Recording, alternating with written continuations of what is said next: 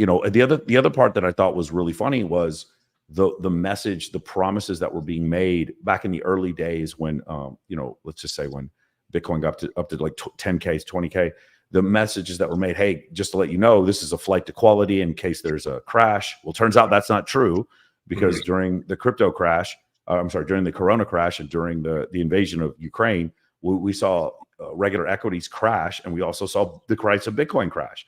So it turns out that wasn't true. And then it was like, well, you know, there's also the anonymity. Well, that turns out that's not true either, because if I can track one Satoshi, I can track that Satoshi all the way back to the original Bitcoin back in 2009. So if I can figure out you made one transaction, I can now go back and map every transaction you've ever made. You'll find that this is what federal agencies are doing now. So the anonymity part of it is gone, right? And then the other part was that it was like a stable currency in comparison to the dollar that's apparently fluctuating all the time because of inflation. And then you go back and you look at what happens with the price of Bitcoin, and it's totally speculative. It still is, and it will continue to be until it's regulated. And at the point where it's regulated, you're not going to be anonymous anymore. I like cryptocurrency and the idea of going around banks. That was where I was like, dude, I got 2 thumbs up on that one. That sounded like a great idea for me.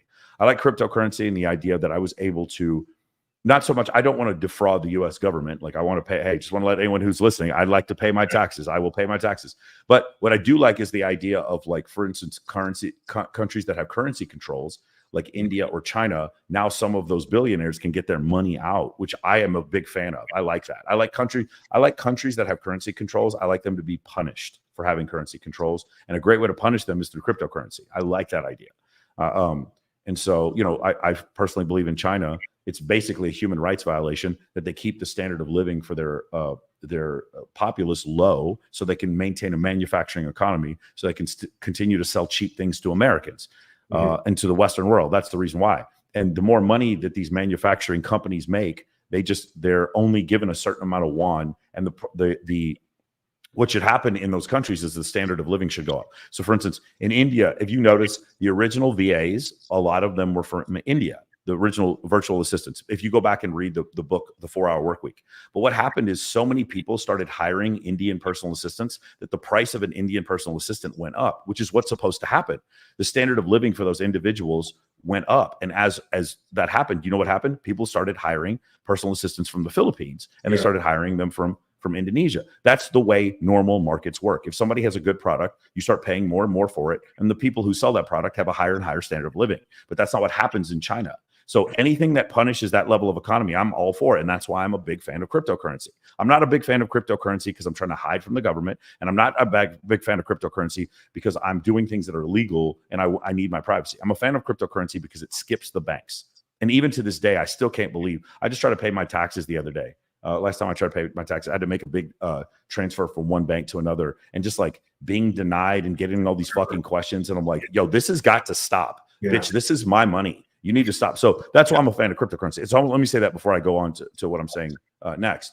But what happened is when this incredible technology came out, and I try to explain to, I'm sure your audience is well aware, but let's just say I'm talking to a 21-year-old stripper at the Rhino trying to explain to her how cryptocurrency works, or I'm talking to a 75-year-old woman. The way I explained it to them is like this: when I go to the store and I make a transaction, there's a camera above us. Like, let's just say I go to Target, I pay with my credit card, and then I get a credit card receipt, and then there's like a transaction that's online, right? There's a transaction that's in the computer, but I'm a witness to it, and the cashier's a witness to it, and maybe you have like a camera that's a witness to it.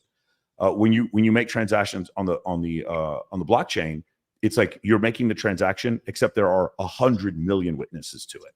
Yeah. And the 100 million witnesses all have to agree that they saw the same thing. And then it's put on a permanent ledger so that that ledger cannot be manipulated. Now, obviously later on, we found out that it can be manipulated, but theoretically that's what's supposed to happen. That's the best way to explain why blockchain works so well and what's so great about it. And I've also said this: any politician who doesn't agree to the idea of voting being put on the blockchain should be taken out of office immediately. There is no good argument for not running elections through the blockchain. Let me say that again. There is no rational, relevant argument for not running elections through blockchain, period. Anyone who tells you anything else, do not vote for that person. This is This is unassailable. Now, what's happened though is people will be like, well, I don't want to use blockchain for elections because it's my burnout cousin with the fake Lambo who's the one telling me to get into cryptocurrency. He's a con artist. I don't want to be involved with these other con artists.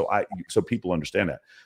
The other thing I want to explain is this: if you went back to the invention of manned flight, so the Wright brothers back in, I want to say 1908 in Ohio. So I could be wrong about the date. When that happens, if you were to invest in every airline that existed from that point forward, you would have lost money. So even though manned flight was one of the greatest inventions in the last 200 years or the last 100 years, no, it'd be last 150 years. The reality is, if you invested in all the different firms that were involved in manned flight, you would have lost money. All the airlines, because so many of them went out of business. And I think the same thing you could say about cryptocurrency. Right, it's not who does it first. Yeah, well, it's exactly who does it right. So the same thing will happen with cryptocurrency, where it's like if you invest in all the different cryptocurrencies, depending on when you invest in them, you could lose a significant amount of money. Right? It doesn't guarantee because you got in first, if you didn't get into the right thing, that you're going to make money. So there's just harsh realities I think people need to understand with this burgeoning space. And if people understand these harsh realities and use crypto for what it can be used for, then I think it's absolutely fantastic. If people believe I'm going to quit my job, because one of the other issues you have to understand is that, like, if you speculate on cryptocurrency, and we all know a guy who's done this, you speculate on cryptocurrency, and then the guy makes a ton of money. He didn't provide any service to the world. He just has a bunch of money. And if you're the guy with the money, you're like, well, fuck you. I don't care. I'm glad that I have a bunch of money, But the reality of the situation is sustained wealth over long periods of time. It comes from solving a problem, other people's problems. And when you solve other people's problems, then you become fantastically wealthy. You become, the General Electrics and the Amazons and the whatever. Like those people are wealthy because they solve problems. So when you understand that concept, then that makes sense. But if the problem you solved was that you took, mommy and daddy's money and you bought Ripple at 0 and it went up, and you sold it at the top and now you're ridiculously rich.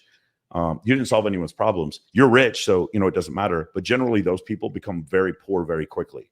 That's what ends up happening. Because one of the other problems that happens that I've seen is that people they'll hit a lick, they'll catch something on the way up, they'll sell at the top, and then they start believing they know shit. They start believing they can tell when the market's going to go up and down. This is another thing I'm going to tell you. This is listed equities and Bitcoin. No one knows shit unless you are legitimately manipulating the market.